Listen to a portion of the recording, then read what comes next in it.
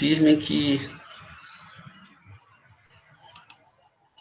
Bom dia, na terceira aula do curso de Soil Taxonomy. Só me ajudem aqui para ver se eu consigo projetar a imagem. Eu sempre vacilo. Apresentar agora, uma janela.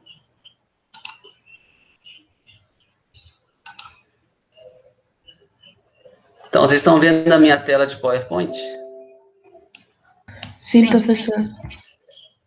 Tá, então, deixa eu iniciar a apresentação. Bom, gente, na aula de hoje, nós vamos falar das propriedades dinâmicas, que são aquelas que variam ao longo do tempo, você pode também chamar de sazonais, e a caracterização em solo taxônomo, caracterização no sentido daquela análise de solo mais básica, que aqui no Brasil a gente chama de rotina, que você coleta uma amostra qualquer e manda para a rotina do departamento, do laboratório, fazer aquela caracterização, né, de textura, pH, fertilidade, troca de cátions, essas coisas. Essa foto aqui eu retirei para ilustrar um conceito que a gente viu na aula passada. Isso aqui é um saprolito. Então, essa aqui é um corte na beira da estrada. Essa exposição não é mais visível porque foi feita uma grande obra nela, como vocês podem deduzir. Então, você vê, essa cavidade que eles abriram aqui é 2 metros de altura, só para você ter uma ideia. Então, você tem aqui uns 6 ou 7 metros de saprolito e com o solo desenvolvido em cima. O que quer dizer com saprolita? Que é uma rocha podre, mas você vê nitidamente a estrutura bandada de uma rocha gnáisica aqui. Então, você vê faixas brancas e faixas de cor mais amarelada ou avermelhada. As faixas brancas são o local onde você tinha concentração de quartzo e de feldspatos no gneiss, e essas faixas de cor mais escuras aqui, ó, que na verdade é um vermelho ou laranja, é onde estavam as faixas de minerais máficos, de biotita, de anfibólios. As biotitas e anfibólios já se decompuseram e viraram esses óxidos de ferro de cor amarelada ou alaranjada aqui. O quartzo e o feldspato continuaram branco, mas eles estão se esfarelando. Então, isso aqui, de longe, parece a rocha, exceto que você chega aqui e arranca um pedaço com a mão facilmente. Então, esses buracos aqui foram abertos com uma pá, simplesmente. Foi um corte mecânico. Eu gosto muito dessa foto para ilustrar o conceito de saprolito. Se fosse um regolito, como a gente chama, você não veria essa bandagem toda. Você teria um material solto, que não é rocha, mas também não é solo, mas sem essa estrutura de rocha.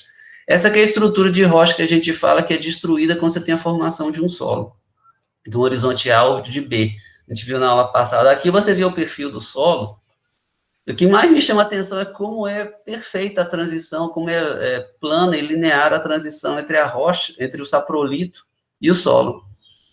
E essa característica dessa rocha, que à medida que ela vai se aproximando da superfície do terreno, ela vai se esfoliando naturalmente e ficando plana. Então, ela nunca tem uma superfície rugosa aqui no clima tropical, ela é uma superfície mais aplainada. E o solo aqui, você vê, o material pode ser até da mesma textura, da mesma composição mineralógica que esse saprolito, só que a estrutura original da rocha, do material de origem do saprolito, foi totalmente destruída. E aqui você, inclusive você vê aqui mais à frente, praticamente o solo é uma camada de 10 centímetros aqui, ó. E já aqui já deve ser uns 2 metros aqui de espessura. Então, olha como é que você vê também como a profundidade do perfil varia, tanto ao longo digamos, em 20 ou 30 metros. Isso é característico da paisagem que a gente tem aqui no sudeste do Brasil, dos mares de morros, que tem essa grande quantidade de rocha gnáisica, granítica, se decompondo e virando solos, que vai variar muito a classificação de cada um desses solos numa pequena distância. Aqui seria difícil definir qual é o pedon, mas eu acho que tem um solo aqui, você descreveria um pedon aqui e outro pedon aqui, onde ele é bem raso. Mas isso é só uma questão filosófica. Eu gosto de ilustrar essas fotos porque elas são difíceis de você ter sorte de tirar isso. E às vezes você tem que parar num lugar perigoso para tirar essa foto. Foi o meu caso. Bom, vamos lá. Conceitos básicos, né? Para a gente voltar a falar do que é importante do básico de Soil Taxonomy. Então, ao contrário do nosso sistema brasileiro, na Soil Taxonomy, para você fazer uma diferenciação no nível mais alto, que é a ordem, então lembra daquela pirâmide, no topo da pirâmide tem a ordem, são só 12 ordens. No sistema brasileiro, você define a ordem com base no horizonte diagnóstico, que pode ser superficial ou geralmente é subsuperficial. No sistema brasileiro, você vai ter aquele horizonte que é achernozêmico, ou então o horizonte benítico, o belatossólico, o beplíntico, etc. Mas na Soil Taxonomy inclui mais 3 outras coisas além do horizonte diagnóstico. Tem a mineralogia vulcânica recente. Nós vamos falar em detalhe o que é a mineralogia vulcânica recente, mas numa erupção vulcânica, ela lança material magmático que tem naturezas muito diferentes na superfície da Terra, e aquele material vai temperizar e virar solo. Só que você tem uma grande diversidade desse material e diferentes níveis de intemperismo, de formação de argilas, a partir daquele material que não era argiloso. Isso vai ser, no caso, único da ordem dos Andsols, que nós vamos falar essas ordens a partir da próxima aula. Mas você também tem indicadores de propriedades dinâmicas, e aqui, ó, do clima do solo. Então, nós vamos falar de clima do solo, não é exatamente igual ao clima da região, embora tenha relação, claro. Que são essas duas siglas muito importantes para a gente, que é em inglês seria Soil Temperature Regime e Soil Moisture Regime. Eu traduzi aqui como regimes, mas eu prefiro não usar essas traduções, né? Então, SMR e STR, eles podem ser usados em níveis mais baixos, ou seja, em subordem, em grande grupo, em subgrupo. E eles são, então, muito importantes na Soil Taxonomy. Toda hora você, quando você vai descer, vai usar a chave, a mais simplificada de todas, você já tem que saber o que é o Soil Moisture Regime e o Soil Temperature Regime. Mas isso aqui é diferente, eles não têm equivalente em outro sistema importante. Então, a FAO não considera esses regimes. O sistema brasileiro também ignora completamente eles. E o que é uma limitação desses sistemas, porque eles conferem uma grande quantidade de informação numa simples palavra. Então, é uma das coisas que faz com que a Soil Taxonomy seja tão fácil de ser aplicada em qualquer lugar do mundo. E aí, ela se aproxima mais de um sistema natural de classificação de objetos reais.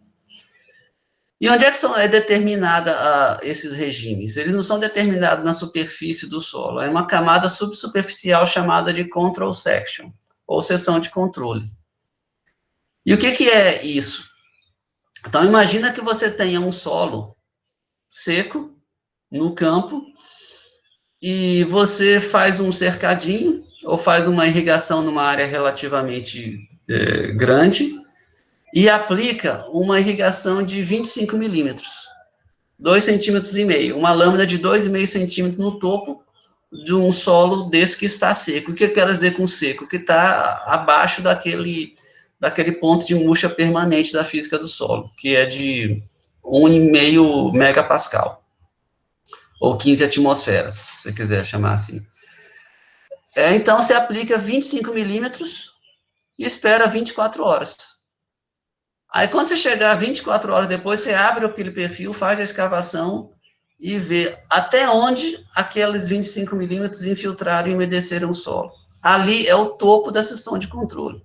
Então, se, por exemplo, você viu que o solo está úmido da superfície até, digamos, uma profundidade de 20 centímetros, o topo da seção de controle é 20 centímetros. E você espera aquele solo secar, ou vai fazer uma aplicação de 75 milímetros, que é 3 vezes mais, esperar 48 horas e ver até onde essa água infiltrou, que aí você vai ter a base da control section. Então, se, por exemplo, você achou que o topo da seção de controle é 20 centímetros, você pode ver que 75 milímetros, após 2 dias, infiltrou até uma profundidade, digamos, de 45 centímetros. Então, você vai dizer, a concessão de controle do meu solo é de é de 20 a 45 centímetros. É lá que você vai medir tanto a temperatura do solo, quanto o teor de umidade do solo, digamos, esqueci o nome daquele negócio que usa em física do solo. Aquela, não é uma sonda de nêutrons, um tom para som de nêutrons, nem piezômetro. É aquela do tubinho de cerâmica para determinação do potencial hídrico. Bom, então isso que é a definição da seção de controle. Ela varia de acordo com a textura e as propriedades de cada solo. Varia como? Olha, se você tiver um solo argiloso, e aí eu quero falar uma coisa importante, é o solo argiloso de padrão americano. O que é o solo de padrão americano? É um solo que tem uma argila de atividade que vai ser alta a moderada. Não é aquela argila que é principalmente caulinítica e com óxido que é do Brasil. Não é aquela do latossolo argiloso que a gente tem. Então, você vai no Cerrado brasileiro, você pega um solo que tem 80% de argila, ele tem estrutura granular, e ele se comporta como se fosse uma areia. Então, ele tem uma capacidade imensa de infiltração de água. O solo argiloso que você vai encontrar em Ohio, no sul dos Estados Unidos, quando eles falam que o solo é argiloso lá, eles estão falando que é acima de 40%, acima de 35% de argila, especialmente se o terreno for mais plano, que é o mais comum, choveu naquele negócio, a água empoça. Então, o solo que eles chamam de argiloso lá é muito fácil da água empoçar. A drenagem deles é muito mais lenta, mas é muito mais lenta que a que você vai ver aqui no Brasil.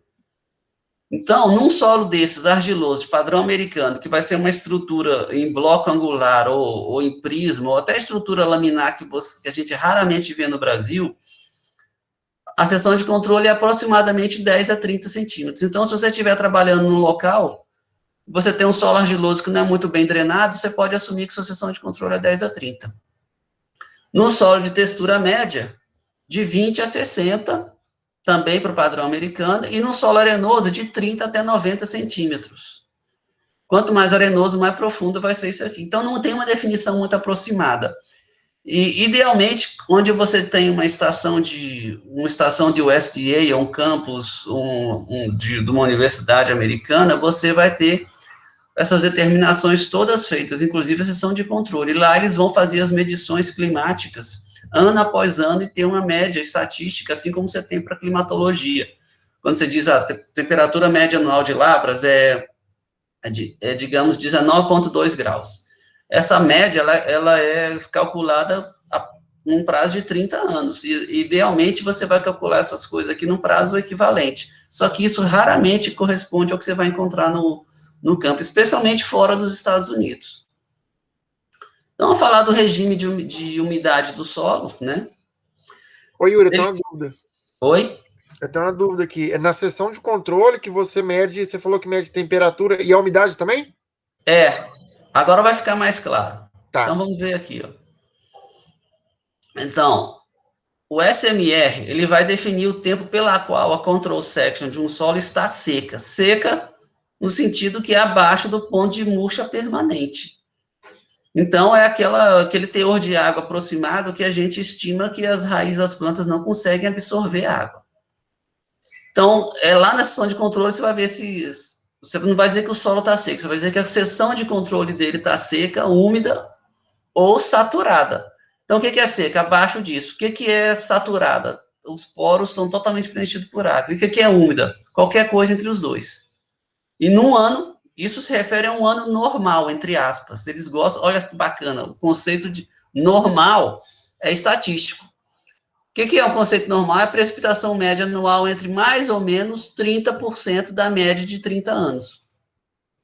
Então, você vê aquela região de Lavras, a temperatura, a precipitação média anual aqui de Lavras é 1.510 milímetros. Então, se o seu ano tiver uma precipitação de, digamos, 1.100, ele está fora dessa média, e não é exatamente um ano normal. Você não deve usar aquele ano para aferir a seção de controle. E você só vai saber depois que o ano acabar, claro. Ou outra definição entre aspas, esse entre aspas significa, não é que eu estou criticando, não, eu estou ironizando. O aspas, em inglês você fala quote, você está citando literalmente a fonte. Então, quando você põe aspas, significa que você está usando uma palavra, uma frase usada exatamente por aquela fonte, por aquela pessoa ou aquela publicação. Então, normal é usado em Sawyer Taxonomy. E antigamente, antes da edição atual, se usava entre 6 a cada 10 anos, que significa também um conceito de normalidade. Você está pegando de normalidade estatística, na maioria dos anos. Lembra do que a gente fez aprender estatística de distribuição normal, aquela curva de sino, e você tem aquela média, e você começa a calcular aqueles desvio padrão. E faz um desvio padrão para mais e para menos. Então, você põe um desvio padrão para mais e um desvio padrão para menos, você vai ter o centro da maior parte da distribuição dos dados, aquilo pega mais ou menos 67% dos dados, ou, quando ele botar aqui, 6 a cada 10 anos. Então, lembra, normal é um conceito estatístico, não é um conceito moral. Então, quais são os soil moisture regimes? Primeiro, o que a gente chama de AQUIC. O nome é bem sugestivo. Você vai lembrar de aqua, que é a água em latim. Ctrl+C está saturada, ou seja, todos os poros estão preenchidos com água. Não tem ar. Isso significa anóxica. Na verdade, a anóxica não é uma definição muito boa, que anóxica significa sem oxigênio. Às vezes, você tem uma água que satura o solo, mas ela tem oxigênio. O que faz o oxigênio se deprimir é a decomposição orgânica. Então, se tiver um teor de matéria orgânica muito alto, ele vai ficar anóxico rapidamente. Mas se o seu teor de matéria orgânica for baixíssimo, você pode ter um solo que é saturado, mas ele tem oxigênio dissolvido, embora, claro, não é muito. E isso vai implicar redoximorfismo, aquela formação de propriedades glazeadas. Então, você vai ter aqui o ferro e o manganês vão ser reduzidos, vão se tornar solúveis e vão ser removidos daquele local e vai mudar a cor. O croma, por exemplo, vai baixar de 2. E vamos falar um pouquinho sobre isso. E o valor que vai ser 4 ou mais. Quem lembra do que é uma cor de Munsell? Vocês lembram o que é uma cor de Munsell? Vocês sabem o que é um... O valor é fácil. Quanto mais baixo o valor, mais escuro vai ser aquela cor. O valor, ele é essencialmente função do teor de matéria orgânica. Quanto mais matéria orgânica umificada, mais escuro vai ser o tal da cor de Munsell, o valor de Munsell. Então, vou pegar uma plaqueta de Munsell que eu tenho aqui, pegar uma cor qualquer, ó. Você vai ver aqui, ó, você tem umas cores, quanto mais para baixo, mais escuro vai ficando. Então, aqui embaixo é o valor. Se cada página dessa é um hue, é um matiz. Nessa coluna aqui para baixo, você tem o valor de Munsell, e nessa linha você vai ter o croma. Eu confesso que eu demorei uns 20 anos ou 30 para entender o que é o tal do croma. O valor eu entendi, mas o croma eu não entendia. Então, o valor é fácil. Quanto mais matéria orgânica você tiver, mais escuro vai ficando o solo. Então, ele fala valor 4 ou mais. O valor 4 está aqui, ó. Então, acima do valor 4 vai ficando mais claro o solo. Agora, o croma menor que 2, os cromas estão aqui. Quanto maior o croma, mais forte vai ser a cor daquele solo. E forte no sentido de quem é que dá essa cor? Os óxidos de ferro.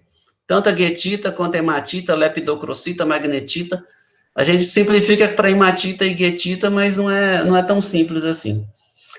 Então, isso é o croma. Num solo que é redoximórfico, o croma costuma ser baixo. Ele vai tender a ter uma cor acinzentada, às vezes branca. E não tem nada a ver com o escuro. Então, é outra coisa, diferente do escuro. Na classificação brasileira, eles gostam de falar com uma expressão que eu acho bonita, mas que é impossível de entender. É o grau de pureza espectral da cor. Ou seja, não significa nada. Você quer entender o que é exatamente um croma? Você está vendo as cores aqui. Se você fizer uma cópia Xerox, olha só, faça uma cópia Xerox disso. Na cópia Xerox, você vai ver uma nítida diferença. Não vai ter cor, vai ser tudo tons de cinza e preto, né? Na cópia Xerox, você vai ver nitidamente que o valor vai diminuir à medida que você chega aqui embaixo. Então, quanto mais para baixo, mais escuro vai ser, sem dúvida. Agora, na cópia Xerox, você não vai ver diferença atribuída a croma. Então, o efeito colorido de cor que vai dar os óxidos de ferro, ele vai desaparecer se você transformar isso aqui numa cópia Xerox. Esse aqui é o croma. Então, quanto mais você tiver redoximorfismo naquele local, menor vai ser o croma. Os óxidos de ferro vão se removendo, e não tem nada a ver com o teor de matéria orgânica, e aquela cor vai ficando com o croma baixo. Ela vai perdendo totalmente a cor. Croma é literalmente cor em grego. Então, essa é a maneira mais prática que eu mostrei para entender o que é a tal do croma. Então, tira um xerox disso aqui, aí tudo que você vê, essas diferenças que você vê aqui na coluna do croma vão desaparecer, vai ficar exatamente a mesma cor. Já aqui você vai perceber também do mesmo jeito que vai ficando mais escuro para baixo. Então, o solo com croma baixo significa que ele sofreu redoximorfismo, que os óxidos de ferro foram segregados. Eles saíram, foram retirados de um lugar e transportados a outro. Então, Oi. Quando eu dava monitoria de pedologia na minha universidade, para tentar explicar essa parte das cores, eu fazia uma analogia com a tela de um monitor, por exemplo, onde o croma ele seria quando a gente está regulando a saturação de um monitor. Então, quanto maior a saturação, maior a presença de cor.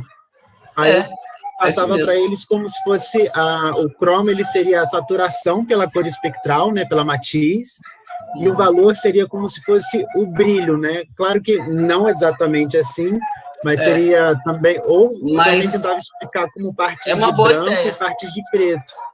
Mas eu te garanto que se você tirar uma cópia Xerox de uma folha qualquer e mostrar, aí a pessoa vê, ela não tem que pensar, ela vê esse conceito, é mais fácil. Experimenta um dia, se vocês forem ensinar esse negócio. Então, o que determina um solo ter o regime de umidade aquícola? O aquícola, ele não é um conceito zonal, como a gente vai ver. A palavra zonal nem é usada mais em pedologia. Zonal tem a ver com uma certa região do globo, do continente. Qualquer região do mundo, mesmo a região de clínica desértica, ela tem as suas porções mais baixas, que são as linhas de drenagem, para onde a água vai ser a água da chuva ou da neve derretida vai ser transportada. Geralmente é o que a gente chama de talveg. E pode ser uma planície de inundação, um terraço de um rio, qualquer lugar da terra, acima do nível do mar, vai ter uma superfície terrestre de nível bem baixo para onde a água vai quando chover. Mas na minha região não chove. O deserto mais seco que tem no mundo chove uma vez a cada 200 anos, mais chove. E quando chover, a água vai para aquele lugar. Então, é lá naquele lugar baixo, de topografia baixa, que você vai ter o regime aquícola. Você pode ter, quer dizer. Você pode ter até ele em outros lugares que não são mais baixos. Mas quando é na parte mais baixa, você costuma ter o que eles chamam de endosaturation. Ou seja, o solo está saturado do topo da superfície até o contato lítico. Ele está totalmente saturado. Isso é o que mais ocorre na parte de baixo da paisagem. Mas você tem também episaturation, que às vezes você tem um horizonte mais denso pelo qual a água não passa. E tem nomes em soil taxonomy para isso. Tem aquele densic material, densic horizon. Você vai ter isso, a água não desce, a raiz não desce, e você pode ter um solo cuja superfície é saturada, mas a parte de baixo não é. É tratado como epissaturation. Isso é distinto, então, quando você falar do regime aquícola. Professor, Oi. então, tanto o nosso planosolo quanto o gleissolo entraria nessa mesma condição. Exatamente. Exceto que o planosolo, ele tem uma expressão de glazamento que não é o suficiente para ser gleissolo, né? Mas eles geralmente vão ter um regime que é aquícola ou subaquícola. Mas a gente vai ver quais são. Vamos ver a palavra perudic. Aqui parece uma palavra só, mas na verdade são duas. O per, toda vez que você vê a palavra per, você costuma ver isso em química. Então, você tem, por exemplo, ácido perclórico, ácido periódico. Ácido periódico, já ouviu falar no ácido periódico? É o ácido que forma parte do iodo, chama ácido periódico. O per significa super, sobre, muito mais do que você precisa. E o udic é um mnemonic. O mnemonic significa algo que você vai usar para a sua memória. A palavra grega mnemos é memória. Então, você tem amnésia para uma pessoa que perdeu a memória. O mnemônico para esse regime é udic. É o mnemônico da palavra úmido. Então, é um regime que é úmido, mas é muito mais que úmido. Ele é super úmido. Então, perúdico significa literalmente super úmido. A precipitação maior que a evapotranspiração em todos os meses do ano. E a seção de controle nunca está seca. Isso aqui é característico, você vê daquela rainforest, que você tem, por exemplo, nas áreas mais úmidas da Amazônia ou da Mata Atlântica. Se você vai descer a Serra do Mar ali, indo para Paraty, ou para Angra dos Reis, aqueles locais lá do litoral norte de São Paulo, sul do Rio, ou Petrópolis, Teresópolis, às vezes você vai lá em pleno inverno, aqui em Lavra já está sem chover há 4 meses, e lá está chovendo. Então, é um lugar que chove praticamente todos os dias do ano, como diz os paulistas, em Uba-chuva. Todo dia chove. Então, a seção de controle nunca está seca. Esse é o solo superúmido. Isso é um entrave à agricultura, porque a agricultura de grãos você precisa ter um período seco para fazer colheita. E o perúdico é a coisa, ela é característica da floresta equatorial também amazônica. Então, boas partes da Amazônia e das florestas equatoriais que tem no mundo são perúdicas. E é um local que dificulta a agricultura. Então, se a Amazônia é preservada, ou a floresta do Congo é preservada, não é porque as pessoas não querem plantar soja, botar gado, porque é difícil mesmo. Na maioria dos lugares todos tem uma doençazinha chamada malária, que praticamente acaba com todo mundo que quer mudar para lá. Aí, o que é o abaixo do perúdico? O udic, ou udic. Então, ele vem aqui, é o mnemônico da palavra humid, úmido. A precipitação é menor do que a evapotranspiração, ou seja, em menos que 90 dias cumulativos. Então, você vai pensar aqui, você vai ter pelo menos 3 meses do ano que são secos, que vai evaporar muito mais do que chover. Ou a seção de controle está seca por menos de 45 dias consecutivos. Isso já é favorável à agricultura, mas também você está sujeito a secas, que a variação climática. A gente ouve muito falar em mudança climática, sei lá o quê, mas o que não existe, de jeito nenhum, é um clima que não mude, que não tenha variabilidade. O clima, ele tem variabilidade. E, às vezes, ela é brutal. A gente só não sabe o período de retorno. Então, quando você estuda irrigação, climatologia, você vai ver o período de retorno de uma chuva. Você tem chuvas de período de retorno é 1 ano, outros é 2 anos, outro é 10 anos, outro é 100 anos, outras é 1000 anos. Só que de 1000 anos a gente não tem como saber, porque a gente não tem registro climatológico de 1000 anos. Então, esse é o udic. Ele pega, o perúdic e o udic, eles pegam, digamos, a floresta amazônica, praticamente 80% da área que a gente chama de Amazônia. Só que o que vai predominar, claro, é o udic. O perúdic é mais excepcional. Mesmo o udic é difícil de você ter uma agricultura assim, você não consegue plantar soja nas áreas úmidas da Amazônia, mesmo que elas não sejam perúdicas. Ustic é muito importante para a gente da região central do Brasil, região dos Cerrados. Ele é mnemônimo de combust, de queima, combustão. Então, você vai pensar que a seção de controle aqui é seca por mais de 90 dias. Mas ela é úmida, em mais da metade dos dias, quando a temperatura do solo está acima de 5 graus. Isso aqui é importante, para a gente é meio ridículo isso, mas para quem mora no Canadá, nos Estados Unidos, não é. 5 graus Celsius eu chamo de zero biológico. É difícil você ter crescimento de plantas numa temperatura abaixo de 5 graus Celsius. Então, abaixo de 5 graus Celsius, praticamente aquele crescimento vegetativo começa a desaparecer. Então, você está falando aqui de clima de latitude mais alta, você tem que ter a seção de controle seca por esse tempo, mas só quando a temperatura do solo é acima de 5 graus. No trópico, isso não é problema. Você vai pensar na seção de controle e ela está úmida. Desculpa, acho que não sei se eu me confundi aqui.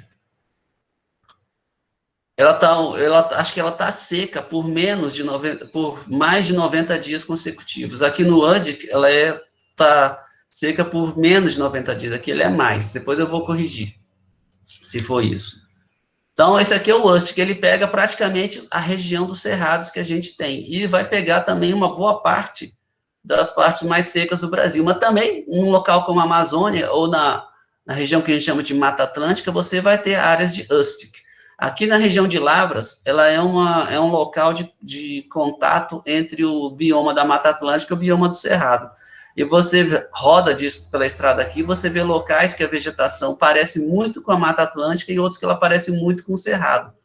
Então, dependendo da vegetação, ela vai te sugerir se aquele regime de solo naquele local é Andic ou Ustic. Nós estamos bem no contato da transição entre eles. A mesma na Amazônica, você tem locais que tem Ustic. O Aridic, como diz, você vai lembrar do árido, também é sinônimo de toric, é uma definição mais antiga. Essa seção de controle está seca por mais de 180 dias. Então, já é metade do ano. Então, mais da metade do ano, a seção de controle está seca. Você não consegue ter plantas se desenvolvendo naquele solo de maneira sustentada, num local que tem regime aridic, quando a temperatura é acima de 5 graus, né? E ela fica úmida por menos de 90 dias, quando a temperatura está acima de 8 graus Celsius a 50 centímetros de profundidade. Você só consegue cultivar o solo aridic se tiver irrigação. Na minha primeira aula, eu mostrei uma foto de uma paisagem na Califórnia que tem o regime de umidade aridic. No Brasil tem isso? Tem. Nas regiões mais secas do Nordeste, você vai ter o aridic. Mas você tem também, no Nordeste, que é seco, você tem a parte dele que é o xeric, que um brasileiro chamaria de xérico, mas é xeric em inglês. Esse é característico do clima mediterrâneo. O que significa Mediterrâneo? Não é uma região da Terra específica, lá no Mediterrâneo, entre a Europa e a África. Significa que é um local que a chuva é de inverno e o verão é seco. E boa parte do Nordeste brasileiro, por incrível que pareça, tem essa definição aqui. Então, você tem uns locais do Brasil que você pode dizer que o clima é xeric, embora lá não seja temperado, seja tropical, mas ele é mediterrâneo no sentido que o inverno é chuvoso e o verão é seco. E o inverno é definido pela latitude e pela época do ano. Então, a gente está no hemisfério sul, a gente está no inverno agora, mesmo que esteja terrivelmente quente lá. Vamos falar sobre Soil Temperature Regime. Então, por que ela é importante? De novo, aqui no Brasil a gente não costuma pensar nisso, porque geralmente aqui é quente, é quente o ano todo, você não tem congelamento do clima, você não tem neve ainda aqui no Brasil por muito tempo. Ou quando cai neve é no topo da serra, e é um dia ou outro, e a imprensa vai lá filmar. Bom, a temperatura média anual do solo, que tem MAS, ela é muito útil para a aptidão de cultura agrícola. Nos Estados Unidos, você só consegue plantar citros onde a temperatura média anual é acima de 22 graus. Isso aqui é quente. Onde é que é isso aqui? A Flórida, por exemplo. Aquele estado que tem aquela... Todo brasileiro sabe muito bem onde é a Flórida, porque tem a Disneylândia lá. Lá, você vai na Flórida, especialmente mais para o sul da Flórida, parece que tá no Brasil. É quente, é super úmido. E lá você tem grandes extensões de citros. Não é só na Flórida, mas no sul dos Estados Unidos você tem. Acima de 15 graus, a temperatura média assim, de 15 graus. Então, por exemplo, aqui em Lavras a temperatura é 19, a média anual. E você tem aqui, agora está frio em Lavras, tem dias que são bem frios. Mas assim, você ainda consegue plantar algodão. E ainda assim, você pega uma parte que é do sul dos Estados Unidos. Os plantios de algodão são lá. Acima de 8 graus para milho. Quando eu fui em Bayreuth, né, na Alemanha, a temperatura média anual lá, eu não sabia, um dia me falaram, qual a temperatura média anual aqui? 7. Eu falei, 7? É 7. Então, imagina, a temperatura média anual é 7. Significa que no verão ela pode até ser 22, mas no inverno ela vai ser temperatura média de inverno lá vai dar uns menos 10, sei lá. Mas lá em Ohio, em Michigan, esses lugares, Nova York, a temperatura média é acima de 8, e você vê grandes extensões de milho e de soja lá. E por que é tão importante? Se o solo é muito frio, você não tem crescimento de raízes. E se o solo está congelado, você não consegue cultivar. Então, a gente não pensa nisso, mas por que o Brasil é um local que a agricultura é tão produtiva? No Brasil é um local que, além de ser quente o ano todo, ele praticamente chove o ano todo. Então, se você vai no auge da estação seca, lá no Planalto Central, em Brasília, que é um local bem mais seco, por exemplo, que Goiás, você vai lá no auge da estação seca, você vê que os rios estão fluindo, ainda tem água no subsolo. Em muitos lugares do mundo, você vai no auge da estação seca e os rios não correm. Então, o Brasil é um local que tem solo profundo, tem um clima relativamente quente e uma distribuição de chuva que, embora seja concentrada no verão, ainda é o suficiente para você ter crescimento vegetal o ano todo. Então, quem tem a pastagem cresce o ano todo. Quem tem eucalipto, o eucalipto cresce o ano todo. Ele cresce um pouco mais devagar na estação seca, mas ele cresce. Isso você não tem no clima temperado, na Argentina, no Chile, nos Estados Unidos, Canadá, Europa, China, o cacete A4 você não tem. E é um dos motivos pelo qual também os teores de matéria orgânica, de carbono do solo brasileiro são altos em comparação com esses locais. E é um dos motivos pelo qual você cultivando os solos brasileiros, você não perde tanto carbono quanto você perde lá nesses locais, porque aqui você tem crescimento vegetal o ano todo. Seria, como a minha avó gostava de dizer, uma terra abençoada. E geralmente quem sente isso é quem vai passar um inverno, né, num local de clima temperado ou frio. Aí o camarada que vai para a Antártida vai ver o que é um clima abençoado. Então, por isso é importante. E como é que você mede? Você tem termômetro para medir a temperatura de solo, e você tem calibrações e tudo. Mas geralmente você não tem. Então, como é que você estima? Você adiciona 1 grau Celsius na temperatura média anual. Então, se aqui em Lavras, temperatura média anual é 19,2, você põe 1 grau e daria 20,2 graus. Esse autor aqui, o Van Beek, esse cara é um dos principais pessoas, esse holandês, foi para os Estados Unidos, e a especialidade dele era solos de clima tropical, solos tropicais. Ele fala, na região dos trópicos, você adiciona 2,5 graus Celsius à temperatura média anual. Eu até achava que era menos, mas não é mais, porque nessa profundidade de seção de controle, o solo ele retém calor por muito mais tempo que o ar. Então, ele fica mais quente. E na Austrália, pode ser até 4 graus. E você sabe, quanto mais seco for o solo, maior vai ser a amplitude de temperatura dele. Então, os camaradas dizem que na Austrália tem locais que se corrige adicionando 2 ou até 4 graus na Austrália. Aqui no Brasil, bota 2, por exemplo, você vai ter uma ideia do que é. Um tempo atrás, eu tinha até sugerido para o professor Bruno Montuani que a gente monta um projeto para ficar monitorando a temperatura do solo e depois correlacionar com a temperatura atmosférica. A gente corrigiu, pensou nisso um tempo, mas depois esquecemos e não ficou, mas sei lá se alguém aprova um negócio desse, porque você tem que ter o equipamento, você tem que ter alguém monitorando aquilo todo dia, fazendo os cálculos. Bom, agora com uma parte interessante, Soil Taxonomy. Antes da gente falar dos regimes, nós vamos definir o prefixo ISO, ou ISO. O que é o ISO?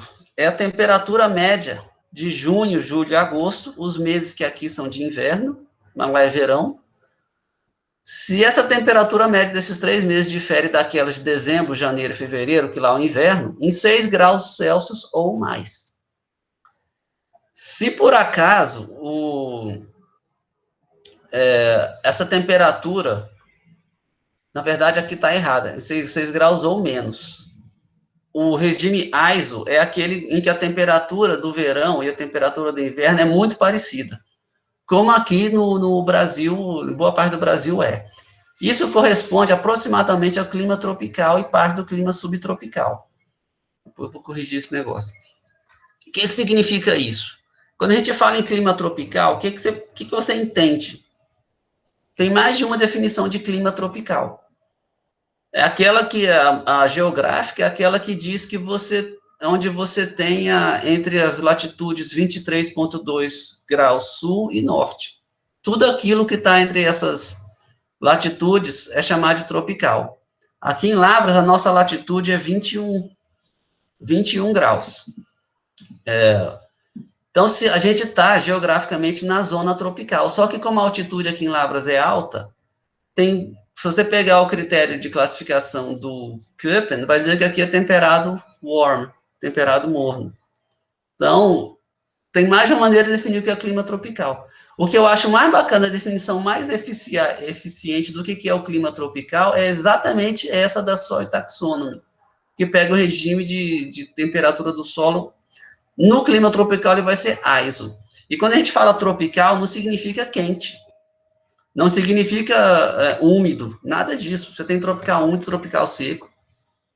O que você chama de tropical é aquele onde a temperatura de verão não difere muito da de inverno. Vai ser menos de 6 graus. Então, é uma definição muito bacana. Por quê?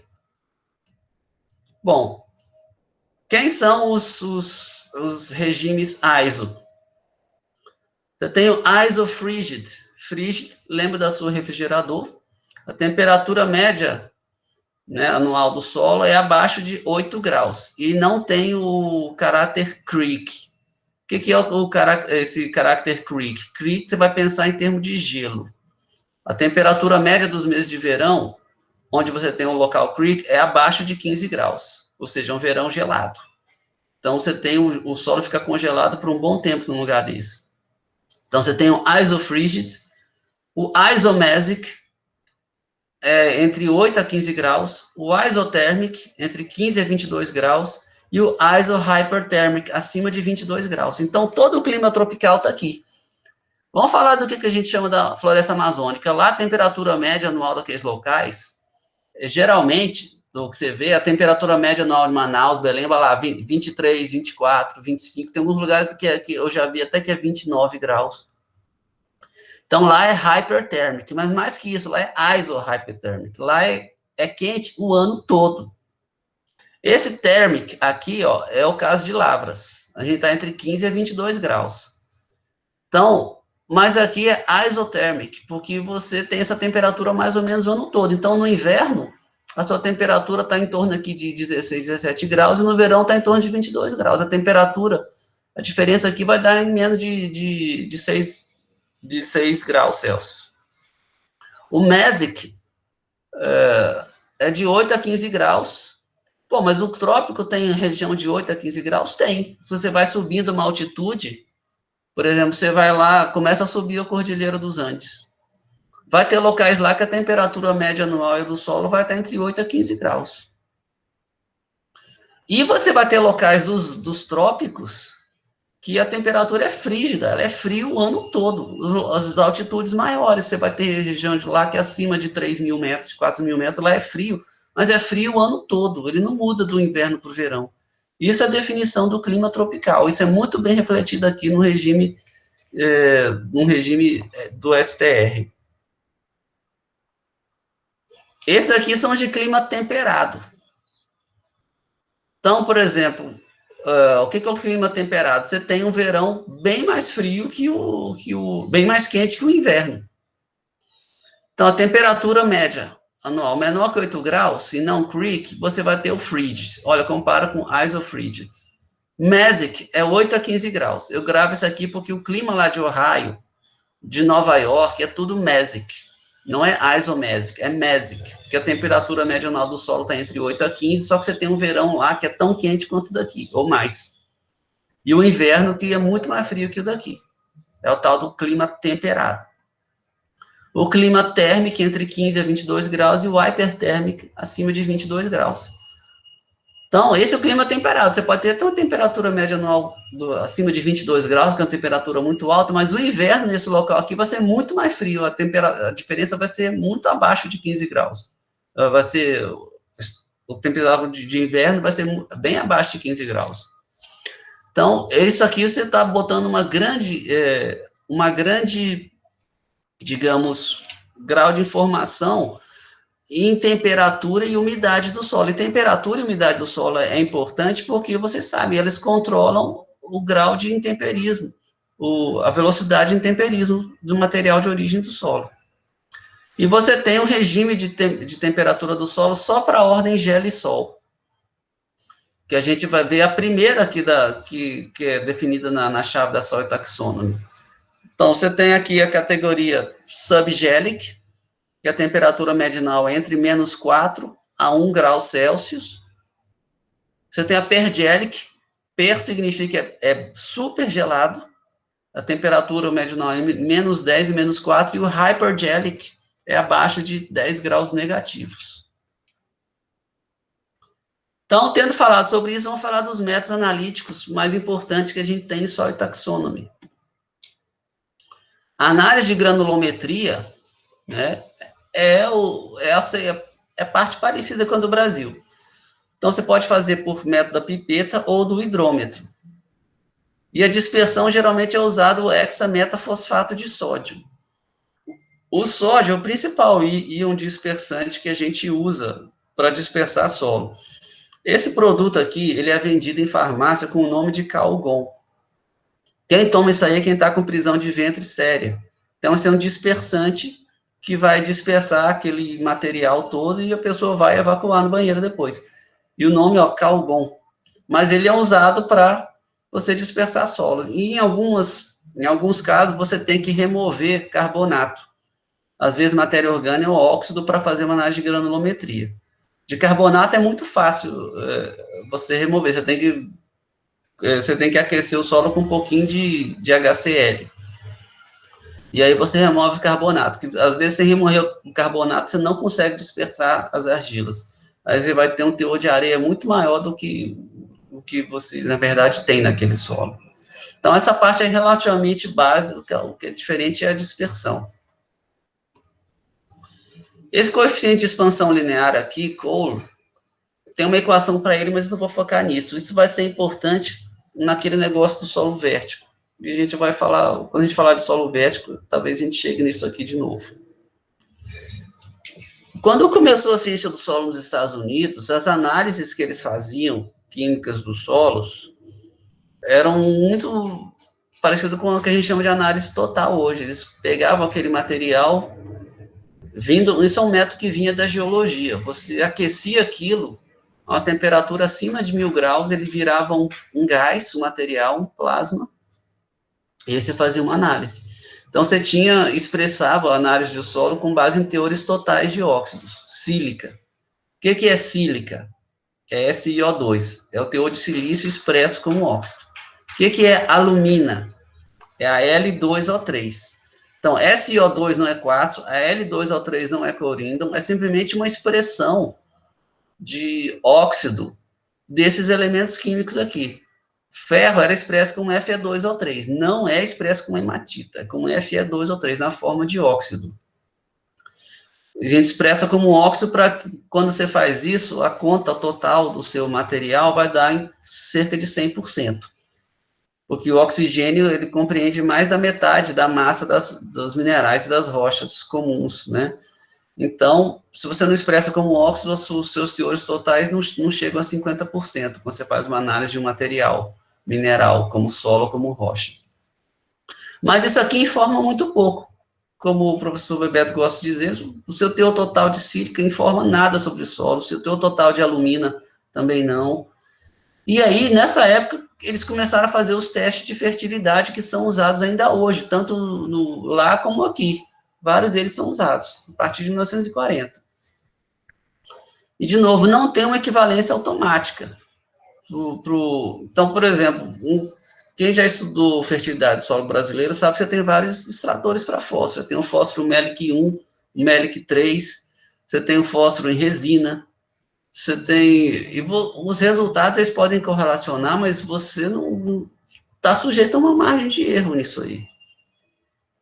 Então, idealmente, se você quer classificar ou categorizar o seu solo em Soil Taxonomy, você usaria esses métodos, mas geralmente você não vai ter esse recurso. Então, o que você faz? Vamos ver, pelo menos saber quais eles são. O pH geralmente é medido numa pasta, uma suspensão de 1:2 em cloreto de cálcio diluído. E eles definem as classes de reação ou de acidez em sólido taxônico com base nisso. Por que usam o cloreto de cálcio? Isso aqui é parte que se ensina em química do solo. O pH é a atividade dos íons de hidrogênio numa solução. Só que a atividade não é a mesma coisa que concentração. A atividade ela vai ficando menor à medida que uma solução vai ficando cheia, carregada de íons. Então, por exemplo, se você pegar um solo salino e um solo, digamos, que é ácido, que não tem praticamente nada de sais dissolvidos nele, cálcio, magnésio, baixíssimo. Então, o potencial iônico dessa solução do solo ácido é muito menor que o potencial iônico de um solo salino. Se você medir o pH entre eles, o potenciômetro ele não informa a concentração, informa a atividade. A atividade do hidrogênio num solo salino vai ser muito menor, mesmo que ele seja ácido, vai ser muito menor. E você vai ter um erro que você não consegue estimar. O pH em KCl 001 molar, ele existe para você balizar, fazer com que todos os solos sejam comparáveis em força iônica. Então, com isso aqui, todos eles vão ter a mesma força iônica, vão ter mais ou menos a mesma quantidade de íons dissolvidos, e aí o pH se torna automaticamente comparável. No Brasil, a gente usa solo para água, não se preocupa muito com isso, porque você não tem muito esse problema no Brasil de solos com muitos íons dissolvidos, mas a gente usa 1 para 2,5. Eles fazem uma passa 1 para água, e eles usam muito isso aqui. E você tem ainda o pH em cloreto de potássio normal, igual no brasileiro, ser usado para definir o caráter Eckert, que existe um equivalente na classificação brasileira. Então, se você tiver um pH do solo abaixo de 3,5, em ciclos wet, e pH em água aqui, abaixo de vários ciclos de umedecimento e secagem, significa que você tem presença de ácido sulfúrico naquele solo. Se o seu pH é entre 3,5 e 4,5, você vai ter uma grande atividade de H+, mesmo, protonado lá naquele solo. Abaixo, entre 4,5 e 5,2, você vai ter as condições de toxidez por alumínio. E aqui abaixo de 4,5, claro, você vai ter alumínio e H+. Entre 5,2 e 6,5, você tem uma acidez moderada, mas algumas plantas muito sensíveis, como a tal da alfalfa, pode sentir. pH acima de 6,5 a 8 significa que ele está praticamente todo saturado, o complexo hidroxilo por bases. Você vai ter um zero alumínio trocável numa condição dessa. E talvez tenha carbonato de cálcio naquele solo. Acima de 8,3 a 10, você vai ter uma grande quantidade de sódio naquele solo e talvez até carbonato de sódio. E onde é que você vai ter um solo com pH desse? Em um ambiente de clima árido, no regime arídico. Mas para a gente não é muito importante isso. Capacidade de troca de cátions, vocês já viram falar isso milhares de vezes. O que vai ser diferente se a gente falar disso? Primeiro, é que você analisar íons trocáveis de um solo, eu digo solo, mas não precisa ser solo, pode ser qualquer coisa. Você pode fazer essas análises, digamos, em um material de óleo, um material, por exemplo, de petróleo. Você pode fazer uma matéria orgânica, como, por exemplo, um composto de palha de milho com esterco, ou de serragem com casca de café. Tudo vai ter uma capacidade de troca de cátions, porque isso tem a ver com aquela presença de cátions de cargas superficiais na fase sólida. É empírica. O que significa empírica? Você tem um monte de coisas afetando aquilo ali e você não consegue definir exatamente, com certeza científica, quem é responsável por cada um deles. Mas você faz uma análise empírica que é bem que, digamos, como a gente faz assim, você trata o solo com um extrator e depois você lê o que vai sair daquilo. É uma análise empírica que funciona muito bem, por isso é usada. E você tem outras complicações, por exemplo, alguns íons são fixados no solo. Eu não estou falando de fósforo, estou falando de cátion. O potássio é um deles. Se você tiver um solo que tem uma quantidade relativamente alta de micas na fração argila, ou silt, ou areia, ou ainda vermiculita, e você adiciona potássio como fertilizante naquele solo, boa parte do potássio, ele não vai ser disponível às plantas, ele vai ser fixado por esse material, pelas zilitas, pelas micas e pela vermiculita. E vai se tornar indisponível no curto a médio prazo para as plantas. Então, não é uma coisa comum de se ouvir, mas, por exemplo, na região de Lavra, você tem muito solo com mica e com vermiculita interestratificado. Se adiciona potássio lá, boa parte do fertilizante vai ficar retido.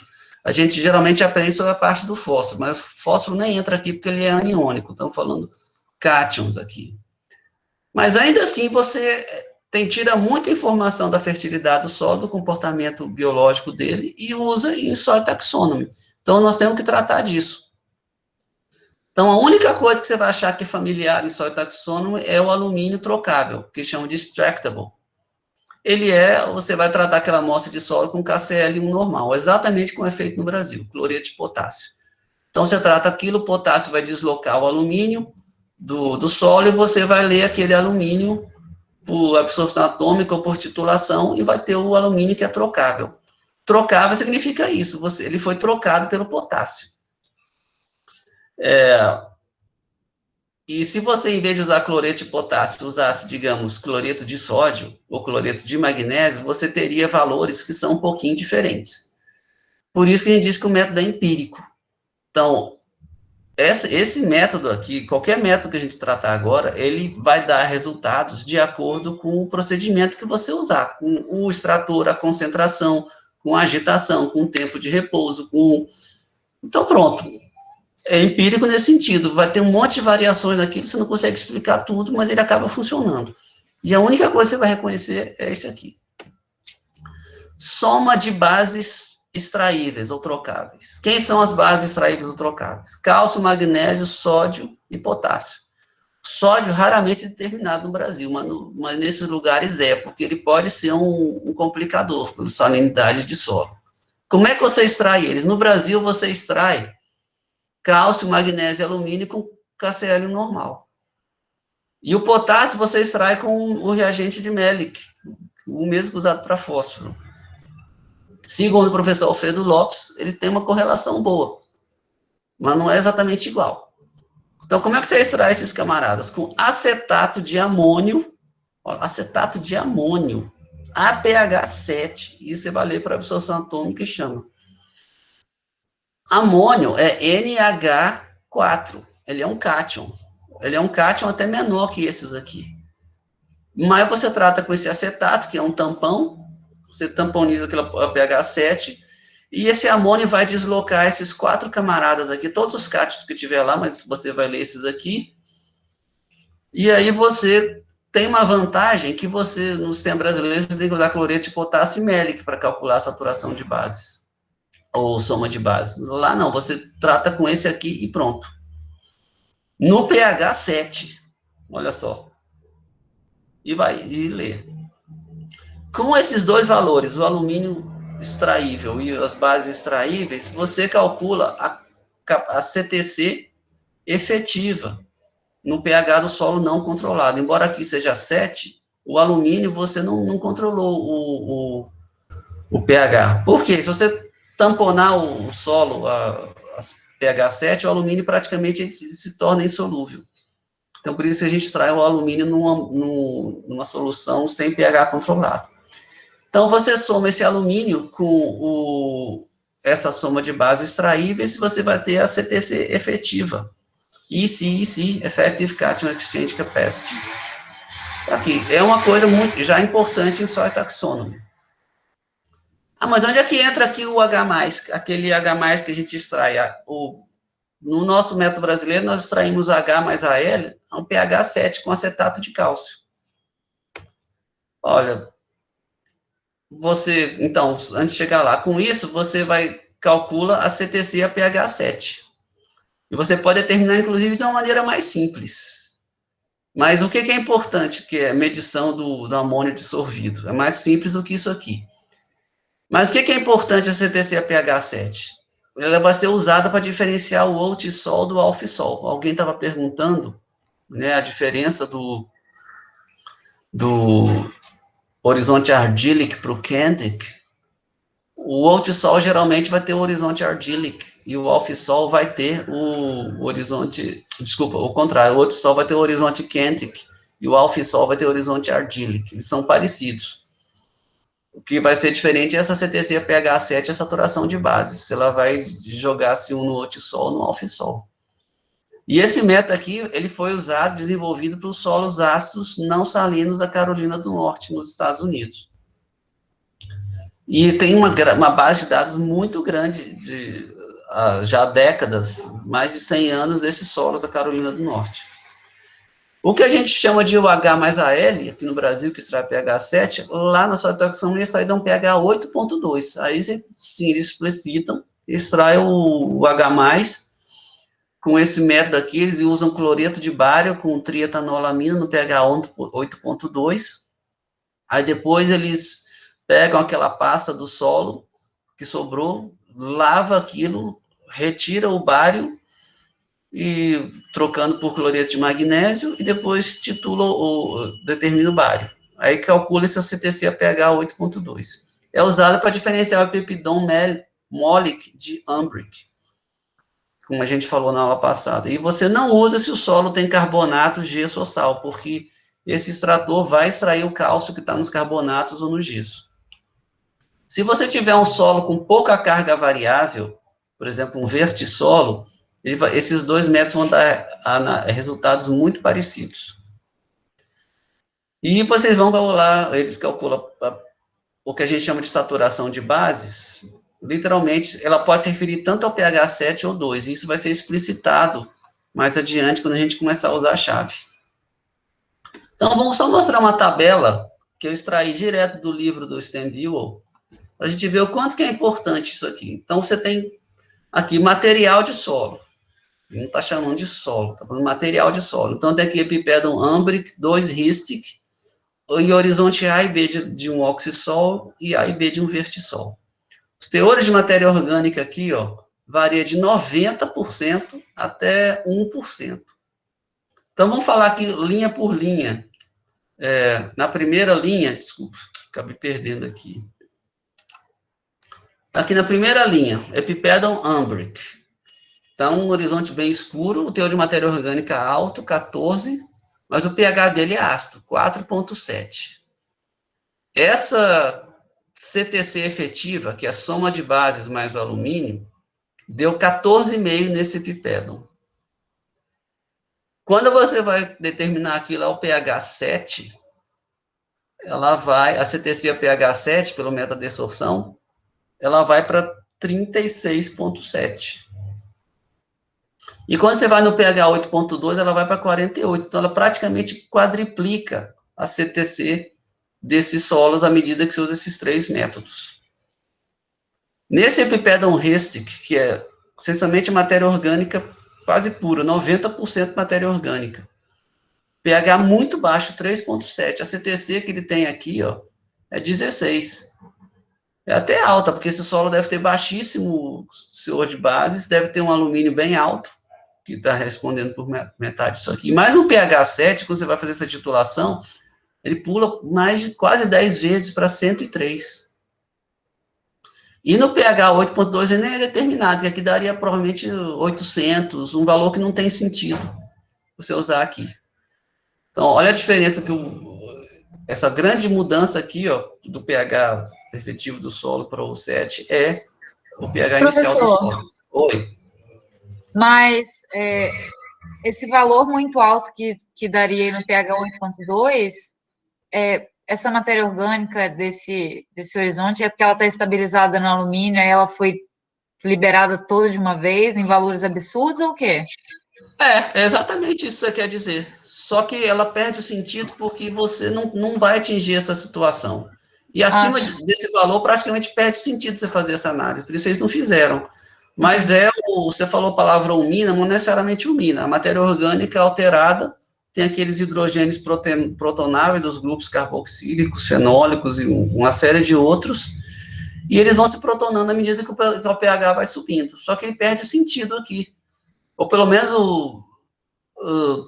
olha aqui a diferença para esse. Esse Epipedon rustic, olha só, O outro por que não acontece no segundo? É isso que eu ia perguntar. A gente vai ver aqui, ó. O teor de matéria orgânica é menor. Olha a diferença do pH. Um tem 3,7, o outro 6,4. Então, esse de 6,4, ele já tem um bom teor de bases aqui, de cálcio, magnésio. Então, ele já começa em 139. E o pH dele é muito próximo de 7. Quando você vai a 7, praticamente não sofreu alteração. E a 8,2, ó, ele teve uma pequena protonação de matéria orgânica aqui. Entendi. Agora, nesse caso aqui, provavelmente daria uns 800. Que isso?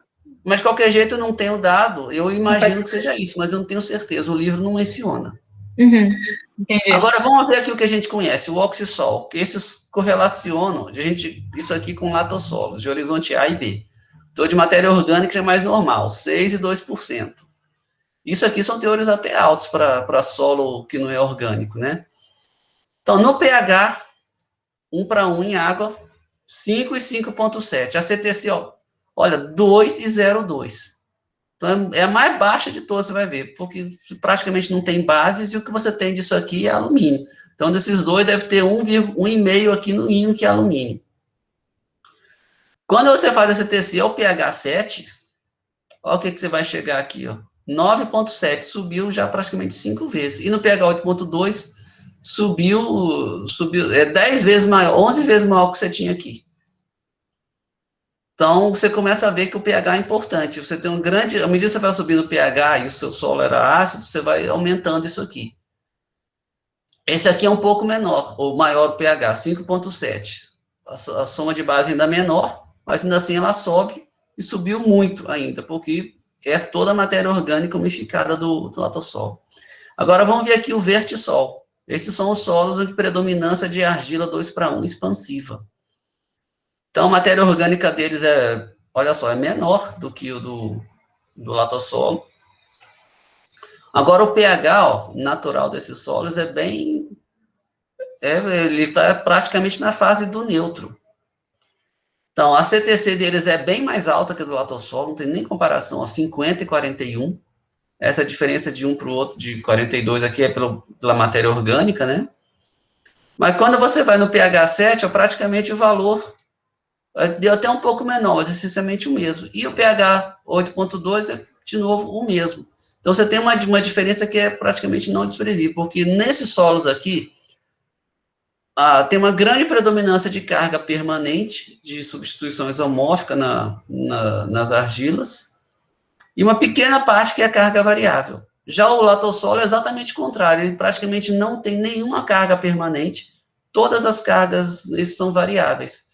Então, onde você tem muita carga variável, que é na argila de baixa atividade ou na matéria orgânica, você vai ter um efeito importante do pH de cálculo da CTC.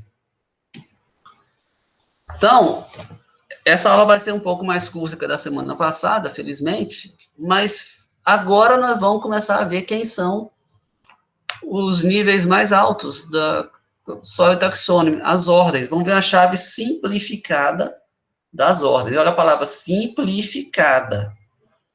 Talvez o exercício que eu peço para hoje é para você ver a chave mesmo da Soil Taxonomy, porque a gente está simplificando grosseiramente aqui para fins didáticos. Então, o que é os atributos essenciais? Nós já falamos, mas vamos ver. Cada taxon, ou cada unidade dessas, vai ter o mesmo significado para todos os usuários, né? Não importa se você é um usuário que está interessado em agricultura, ou em floresta, ou em tratamento de lixo. Multicategorias, você vai ter as 6 categorias, né? A cada nível inferior que você está indo, então você está em ordem, você vai ter no máximo 10 divisões de subordem, ou de subordem para grande grupo, você vai ter no máximo 10 grandes grupos. Então, no máximo 10 divisões, isso foi tentado, é um limite que eles adotaram. Os taxa, que é o plural das unidades taxonômicas, né, eles são definidos só para solos reais, então não tem exercício hipotético aqui, que deve existir um solo assim, com essa e essa propriedade. A diferenciação é feita com base em propriedades que são observáveis, como, por exemplo, cor, ou estrutura, ou mensuráveis, como pH, como CTC, que a gente viu. você, no sistema da Soil Taxonomy, mas também no brasileiro, por exemplo, você pode mudar ou acomodar conhecimento novo sem alterar essa estrutura. Os solos não perturbados e os cultivados devem estar no mesmo táxon. No brasileiro, por exemplo, você tem uma coisa que você diferencia, por exemplo, fase cerrado, ou fase floresta, ou fase... Não sei nem se eles põem... Não, acho que não mexe lá, não. Eles só põem como uso atual. Então, o brasileiro é a mesma coisa. A Soil Taxonomy deve acomodar todos os solos da paisagem, cada um com um conjunto de propriedades que estabeleçam a diferença dele para os demais. Soil Taxonomy deve ter todos os solos conhecidos, deve acomodar todos eles, e todos que venham a ser conhecidos. Claro que isso tem limitações, mas é o ideal. Nenhum táxon desse vai abranger toda a variedade da natureza. Nós usamos isso aqui para acomodar essa diversidade na nossa cabecinha. Um propósito didático, para ensinar para outras pessoas. Então, os taxas, nos 3 níveis mais altos, que é ordem, subordem e grande grupo, você vai usar elementos formativos, que são sílabas ou conjuntos de letras, que a gente vai começar a ver o que são o elemento formativo, mas isso acho que é usado no sistema brasileiro também. Você vai usar termos qualificativos para subgrupos e famílias, e nomes próprios de localidades para as series, para as séries de solos. Então, vamos ver a chave. Então, essa é uma chave simplificada. Quando você, idealmente, quem vai no campo, vai classificar um solo, vai categorizar um perfil, ele vai seguir da ordem de cima para baixo. Então, a primeira coisa que você vai ver, que solo tem permafrost? Não. O que é permafrost? É congelamento permanente. Ou material gélico, que tem pedoturbação por expansão de gelo até mais profundidade. Quem tem isso aí entra como gelo e sol. A ordem gelo e sol. O elemento formativo do gelo e sol é El. Então, você pega essas 2 letras do gelo e sol, El. Então, a gente vai pegar quando a gente for tratar um solo, os gelissols, no subordem dos gelissols, você vai usar o El ligado a alguma outra coisa. Por exemplo, Turbel era um gelissol definido por turbação. E vai ter outros lá. Então, os solos, outros solos, então, primeiro não tem esse qualificativo, mas depois você começa a ver esse outros toda hora. Outros solos sem propriedades ândicas, aquele material amorfo vulcânico, tem um horizonte mineral menor que 10 centímetros, e material orgânico acima de 2/3 da espessura desse solo, uma espessura mínima de 40 centímetros, né, e 60 por centímetro se ele for rico em esfagno. Você vai chamar esses solos com sem propriedade ândica, com pouco horizonte mineral minúsculo, material orgânico em 2/3, no mínimo da sua espessura, de restossols, os solos de matéria orgânica concentrada. Rist vem do grego tecido celular, e o elemento formativo dele é ist. Então, os histossols, quando a gente vai ver como é que vai ser usado esses elementos formativos, nós vamos lembrar do ist, que vem dessas 3 letras aqui. Corresponde aproximadamente ao nosso organossolo, né? Aí, depois tem outros solos com horizonte spodic, ou material spodic, que a gente viu que é da descida de matéria orgânica com óxidos de ferro e alumínio. E sem horizonte argillic ou candic até 2 metros de profundidade. Então, vamos chamar aquilo tudo de spodossols. E o elemento formativo dele é odds. Olha que nós passamos. Para você chegar no spodossol, você tem que ver se não é um histossol primeiro, nem um gelissol. Embora com o conhecimento tácito do pesquisador, ele vai no campo, ele já conhece mais ou menos a região, ele olha, já sabe que é spodossol. Mas, idealmente, essa chave ela é didaticamente estruturada assim, porque se tiver material gélico, essa coisa, ele tem predominância taxonômica sobre esses outros aqui. Então, solo com propriedade ou material ândico em 60% ou mais sua espessura, até 60 centímetros de profundidade, vai ser um AND sols. O elemento formativo dele é AND, ou AND. Logo abaixo desse vem o nosso camarada oxisol. Outros solos com horizonte oxic, a gente já falou disso, até 150 centímetros de profundidade e sem um horizonte candic, ou então, se ele tiver nos seus 18 centímetros superficiais, mais de 40% de argila, ele pode ter um horizonte candic, mas ele vai ter que ter menos de 10% de minerais intemperizáveis. Então, o oxisol, ele inclui tanto solos com horizonte oxic como candic. E outros solos com slick and side, são aquelas superfícies de fricção de argila expansiva, ou ele chama de lozenge pads, são solos, são pads agregados em formato de um losango. Então, pensa aquele losango que tem na bandeira brasileira, esses, eu nunca vi, mas eu já vi fotos dizendo que esses pads realmente têm esse tipo de forma que é característico da expansão e contração do vértica, numa camada de 25%, e mais de 30% de argila em todos os horizontes. E fendas verticais sazonais. Na estação seca vai abrir, o solo vai rachar. Então, vão ser os vertisols, com elemento formativo earth. Oi. Professor, uma dúvida. Nesse caso, no vertisol, ele não é classificado por um diagnóstico e também não por características climáticas. ¿Podríamos falar que ele se diferencia por outras propriedades diagnósticas? Olha, eu não sei se eu entendi sua pergunta, mas nós estamos tratando de horizonte diagnóstico, sim, né? A maioria deles que a gente está tratando aqui são subsuperficiais.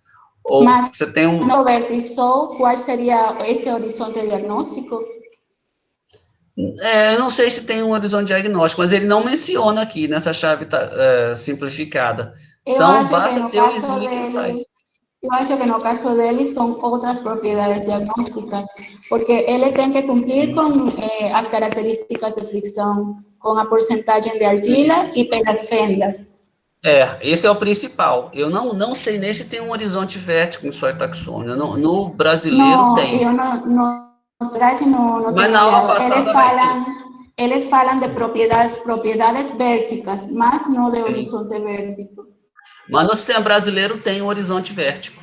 Ah, tá bom. Mas na dúvida, vocês olham o soil taxônio e procura lá entre os horizontes diagnósticos deles. E eles têm uma série de horizontes que não são diagnósticos, mas são de caráter. Então, você deve ter um caráter vértico lá. Tá bom. Né? Então, nós já vimos aqui 6 ordens, então está faltando mais 6. Então, depois que você passou por todos aqueles camaradas, você vai aqui entrar os outros solos com, aqui, Soil Moisture Regime Aridic. Então, você já botou ele aqui como a sua primeira categoria.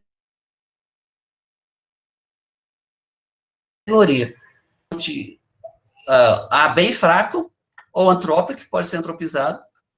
E você pode ter horizontes também, cambic, anhidric, anhydric, na verdade, é um horizonte rico em sulfato de cálcio não hidratado. Você pode ter horizonte calcic, horizonte gypsy, que é o sulfato de cálcio hidratado, celic, pode ter um duripan, e você vai ter os aridsols, com elemento formativo id. Então, por exemplo, se você tiver como é que eu usaria isso? Se você tiver na ordem aridisol, um solo que, na subordem, ele tiver um horizonte ardílico, que seria um argite. Ou se tivesse um horizonte cálcico, que seria um calcite. Você usaria o cálcio disso aqui e juntaria com isso aqui, daria um calcite. No caso, vou voltar um pouquinho, no caso aqui dos oxisols, por exemplo, aqui no Brasil, que a gente tem muito oxisol, como é que seria o subgrupo deles? Os subgrupos de oxisol são definidos com base em regime de umidade de solo.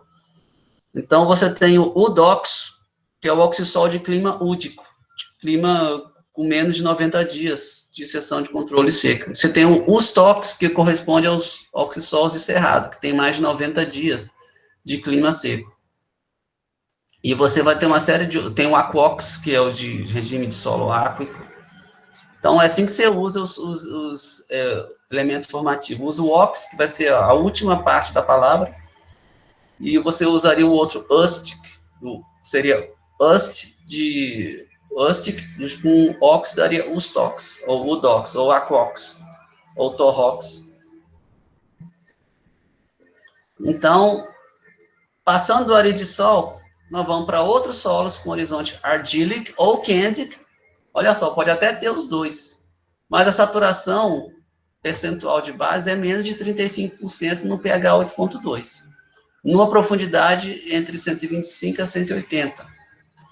E ele pode ter, ou pode ser um solo com fragipan, com horizonte ardílico ou candic, mais serosidade com espessura mínima de 1 milímetro, que eu até não sei como que... Deve ser muito difícil fazer isso no campo, tem que ter uma lente muito boa para ver isso.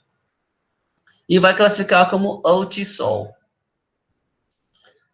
Então, outros solos com epipedon molic, é aquele camada superficial rica em matéria orgânica de cor escura, alta saturação de base, ou com horizonte similar. O que é o similar ao molic? Ele pode ter uma espessura um pouco menor do que o mínimo exigido, né, sobre um horizonte E, com mais...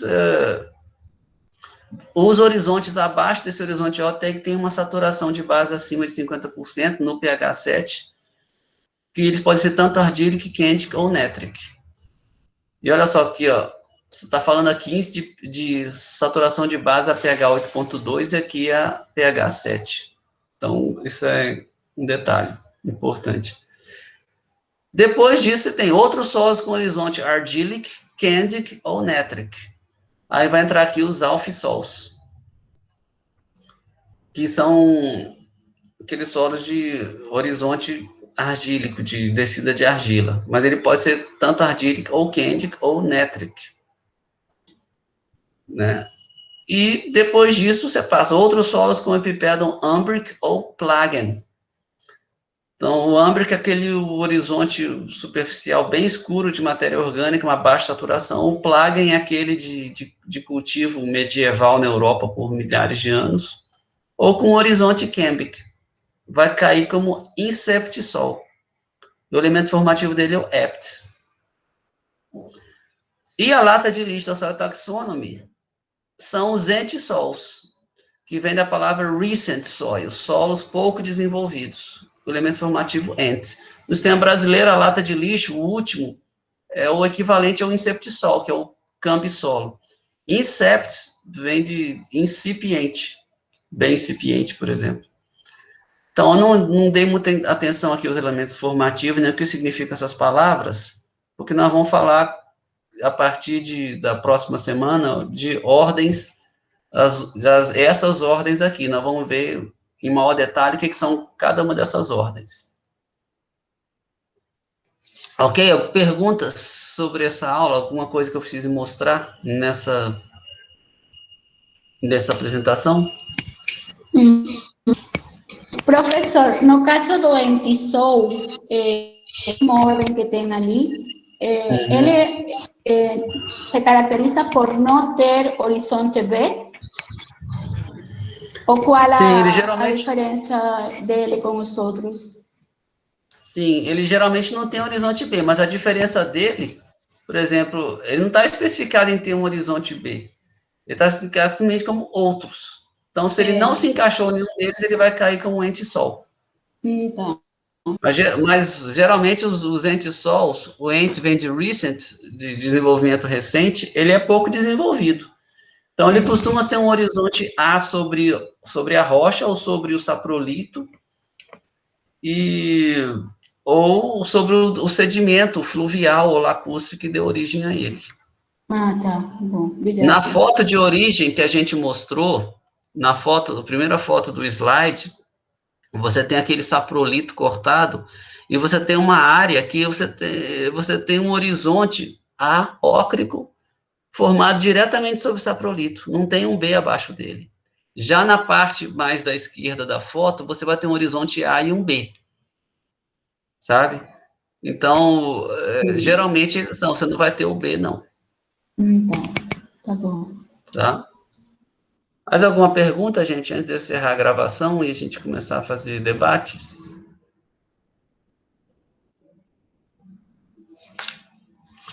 Se não tem, então, eu vou encerrar essa gravação para não ficar muito longa, como a outra que deu quase 2 horas a semana passada. E boa semana para todos.